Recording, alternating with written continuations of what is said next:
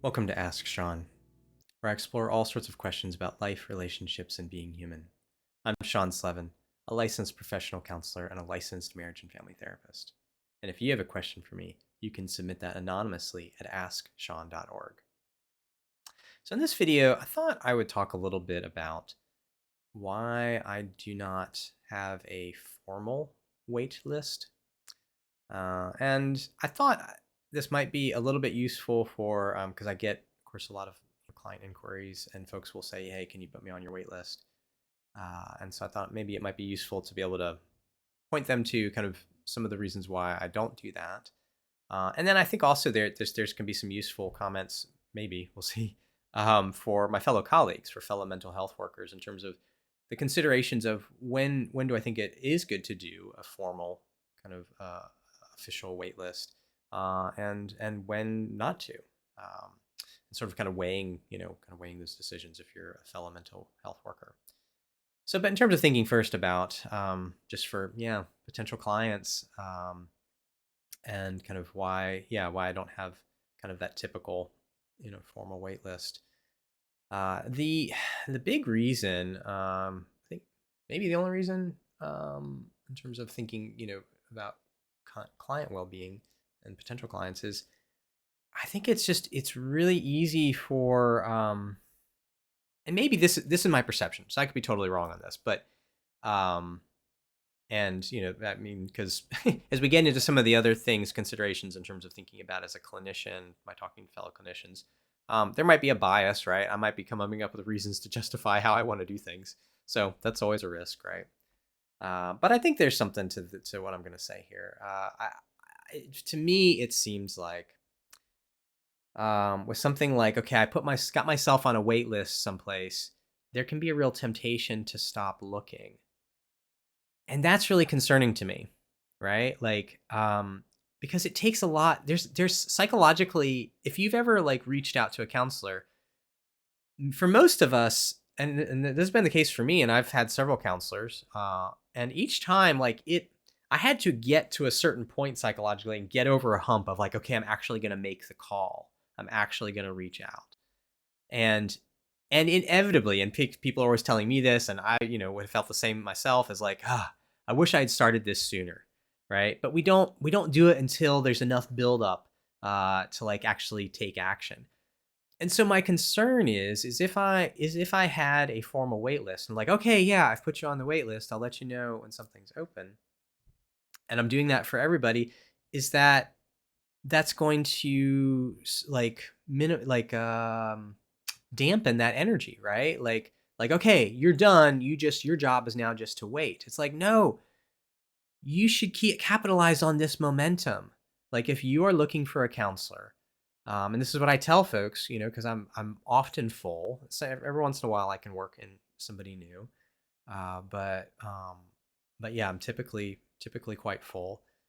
And so I'll say, like, look, keep trying, you follow that momentum, like, because here's the thing, even if you spend 6 months trying, if you're still working at that, that is actually really valuable. Now it's that's a hard season, right? Because you're dealing with discouragement, disappointment, maybe feelings of rejection, nobody wants to work with me or something. Maybe that's getting hit. Even though it's totally not personal, it's just, the logistics of, folks don't have availability. But if you are hanging in there and trying again and again and again, you are actually building muscles. You are doing for yourself a thing that is needing to happen and is probably relevant to whatever is like inclining you to seek counseling in the first place. Now, this doesn't mean you don't ultimately need a counselor. You probably do need somebody like a counselor, if not a counselor, officially a counselor. You need some kind of guide probably helping you. But there's something really powerful about letting it continue to matter and saying, like, this is important to me. I've got struggles and I want to find someone, and I'm going to keep working at this, and I'm going to keep knocking on doors. I'm going to keep sending emails. I'm going to keep making phone calls, and not letting it lie dormant, not letting that fire go out. That's really the key thing. I think it's really easy, at least in my perception, that something like a wait list can feel like it takes off some responsibility, which then siphons off some of that fire. And I'm like, I want you to like stay lit. I want you to keep that fire going. Like maybe we get to work together at some point, if I'm, responding to somebody, reaching out. Um, but it's not right now. And you should keep trying places. And I'll usually, offer folks a couple of, here's a couple colleagues you can try. But I'm limited in even how much I can do of that because I don't know other people's availability for certain. And ultimately, people they have to just keep trying.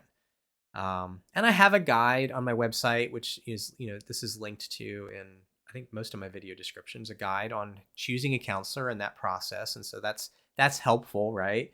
Kind of walks folks through the process of like how do I discern if this person feels like the right fit for me, and listening to your insides and kind of what are the things to pay attention to. So these are ways that I'm trying to like do what I can, right, to kind of help the public. But yeah, I'm such a big believer in like I really try to be careful about, and just even how I built my website, I put thought into this about like where do I like want to make things easier and where do I like it's like no, actually folks kind of need to like they need to take some responsibility because that's going to keep that fire, that's going to help stoke that fire. Like it's such a tricky dance in terms of being a counselor. Like typically we get drawn into this field because we're very compassionate and caring and we want to help people, and that has a danger of wanting to do too much for clients.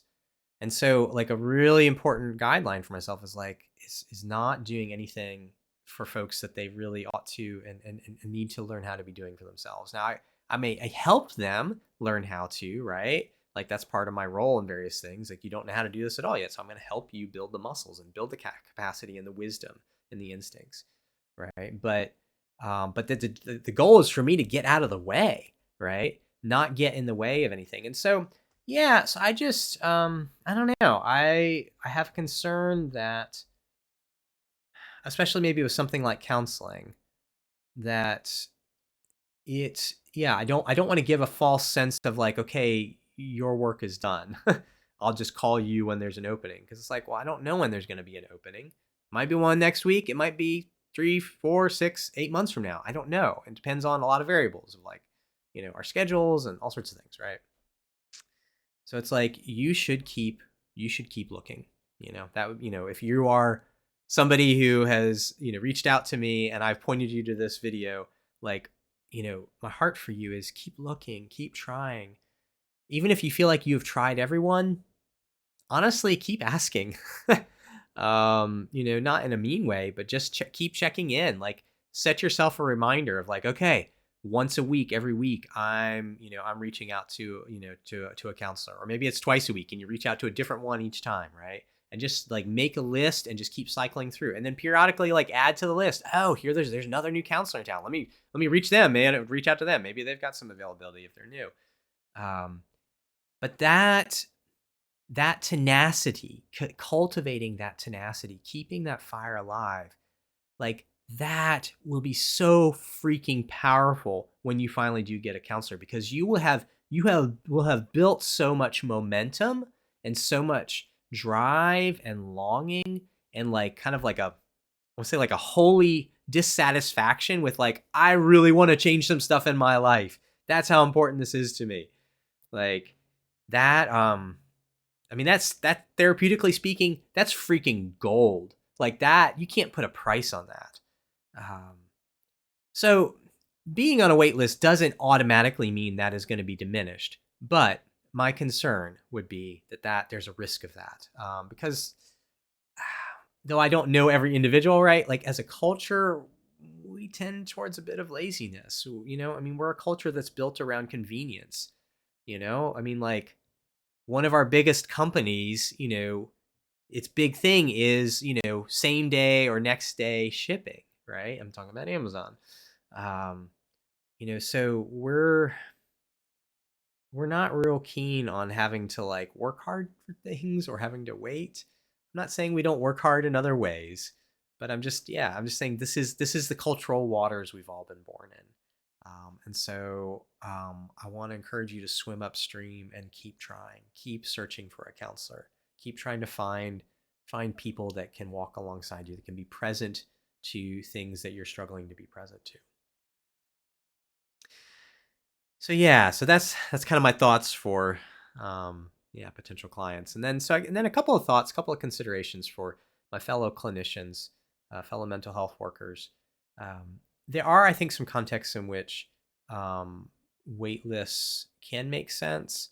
Um, I think certainly thinking beyond the mental health field, I think contexts where it is less about any specific um, provider. I mean, like, say, I don't know, like, say you're trying to get an appointment for, getting an oil change. Um, like that's something, where kind of a wait list kind of makes sense because it's like this isn't tied into like kind of emotional work. And as long as it's like, they can say, okay, yeah, we'll be able to schedule you within the next, 30 days, we put you on the list, we'll call you, when we get closer. I mean, something like that can make sense. That can be logistically efficient. Uh, I think that it, in some cases, maybe it makes sense in sort of larger counseling practices. I'm a solo practice, so I wear all the hats. I program and design my website. I do, all the stuff for the YouTube videos, which in some ways maybe reflects positively on me, on other ways not. But I handle my finances and marketing and all the things, right? Um, so that's a consideration, right? Like I have to be really, really, really efficient with my time because where I can do the most good in the world is through real-time interactions. So being in person, being like in person or on video with people, like in terms of in session, or things like this, recording content for the world, that I offer freely, offering my presence, up in this way.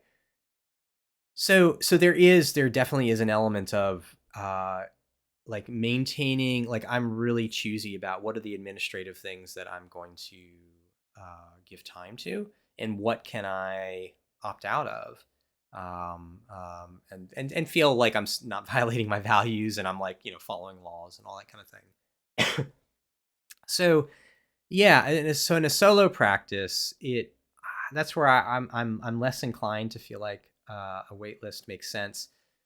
With an exception though of, say, if it was like if I was in a region where there's like disproportionately small number of counselors to number of people in the area, so that ratio of like counselors to local residents per capita or whatever is really off. So like, to use an extreme example, if like I'm in like a town where it's like there's 3 counselors, there's just 3 of us. It's like, well, we are the only options. Now, that's a little bit tricky in this day and age because online counseling is a very viable option. I mean, since COVID happened, like people are really they have that category of like I can get a counselor, from anywhere. And there's various online services and stuff. And some of those services are of varying quality or whatever, but that's neither here nor there. That there are options. There's something as opposed to nothing. So that does moderate that a bit, but there's still something to be said for, okay, there's only a few of us. We are the only options in town. And so there you do run into a dynamic where even in a solo practice, it might make sense. It might be the best thing in terms of thinking of overall good, for what we're trying to do in the world, to do a formal wait list. Yeah, so I've not been in that situation, so I can't say for certain, but I could see that possibility. Um, Typically, a lot of us, counselors, mental health workers, and whatnot, we're going to be in various contexts where there is quite a number of providers. I'm in an area where, I mean, we've got 2 universities with counseling programs. So, I mean, there's counselors graduating here, some of whom choose to stay. I feel like there's new practices opening all the time. So yeah, so I don't know. It doesn't make sense to me my concern is that like for me that if I is twofold. If I'm giving that I'm in a sense wasting energy that's better spent in other ways in terms of doing good in the world. I'm wasting energy by giving it to this administrative thing, and that I'm simultaneously like taking energy away from, I have the potential that it's like diminishing people's sort of fire of like continuing that momentum, diminishing their momentum. And so, given that there are a lot of options in the area, it's like, no, I want to really encourage folks, like, keep on that momentum, keep trying, keep trying, keep trying, keep circling back to people. If there's people that you really want to work with, keep circling back to them, be that, squeaky wheel. And honestly, that works with me. Like people who show like that demonstrate like they are really motivated about working with me in particular. Um, like that does matter. It's not an ego thing. And if it was an ego thing, I fucking need to deal with that in my therapy.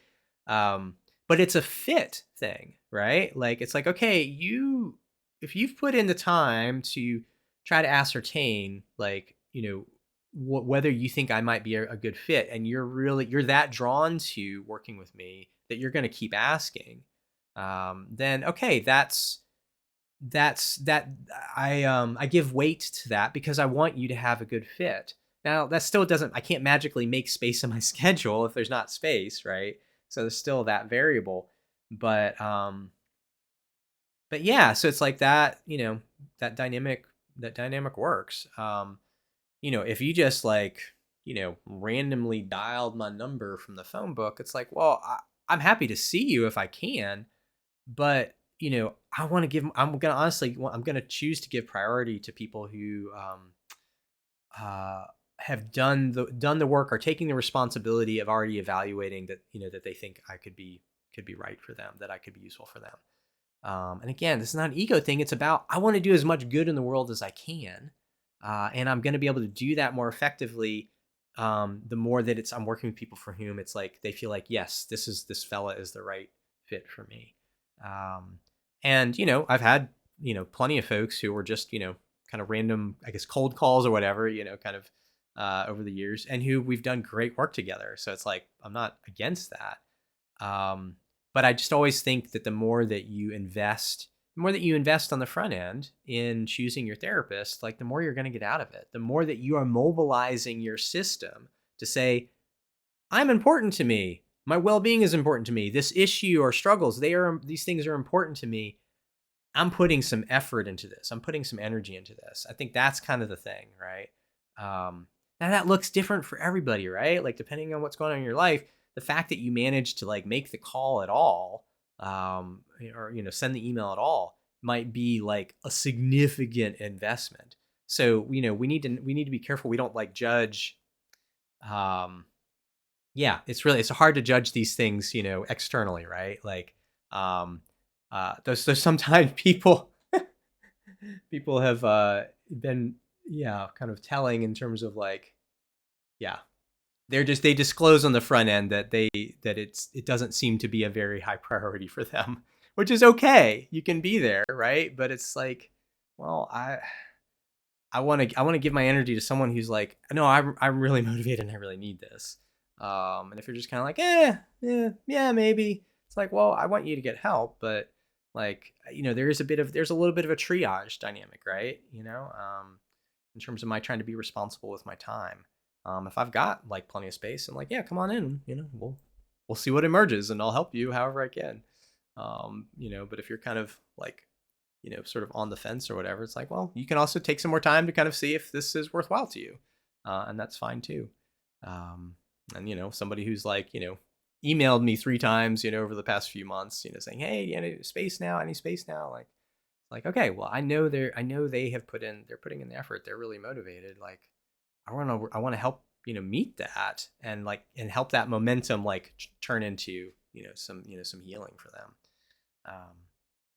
So those are kind of, I guess, just again, some of my thoughts and feelings, reflections on wait lists. To my fellow clinicians, ultimately you got to decide what makes sense, for you. And if you're in a larger practice, you probably have somebody doing administrative stuff. And so it might make more sense there. There's sort of the bandwidth to kind of do that. And that, I still think it's tricky. You want to kind of consider, like, is this actually helping clients, potential clients, like, or is this convenience diminishing people's momentum in any kind of way? Is it sort of siphoning off some of their fire? um I mean, I think you can help mitigate that by saying, yes, I'll put you on the wait list, but you really ought to, we strongly encourage you to keep checking and asking around. um and then again, if you have an administrative person, then they can, and they have the time to kind of follow up. And when they're going through the wait list and calling people and then finding out that this person didn't has already found somebody or whatever, that kind of thing. I mean, that's where administratively it can eat up a lot of time. And that's part of where it's like, I don't know that that's time that feels good for me in terms of my using my time well to do good in the world. So yeah, I think those are my thoughts. Again, the goal is we want to do as much good in the world as we can with the time and energy we got, for as long as we can over our lifespan, over our careers, help as many folks as we can. I mean, that's part of why I'm doing the YouTube thing, is like, that's a way I can multiply my efforts, my energy. But yeah, my fellow clinicians, do whatever makes sense to you, whatever feels right to you in terms of, your logistical context and what you feel like is going to be the best, good, the most helpful in your community context. And to potential clients, like, you are worth the energy of trying and trying again and trying again and trying again and trying again. And that is not wasted time. It can be frustrating. It can be difficult. It's certainly not comfortable. But it is not wasted. Like, it is actually fruitful. It is actually like you are already in the process of transformation, in the process of helping growth happen. Oh dear.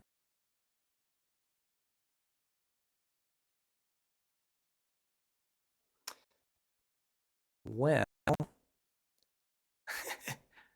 we'll see. I might do an edit there. My computer just overheated and hibernated. So I don't know how much of that, I'll see here in a moment, how much of that got caught on video. So you might have heard me mumbling and then my keyboard clacking away. Any rate, we're going to go ahead and wrap up because apparently my computer is struggling. So on that a little bit jarring note, yeah. Until next time, peace be with you.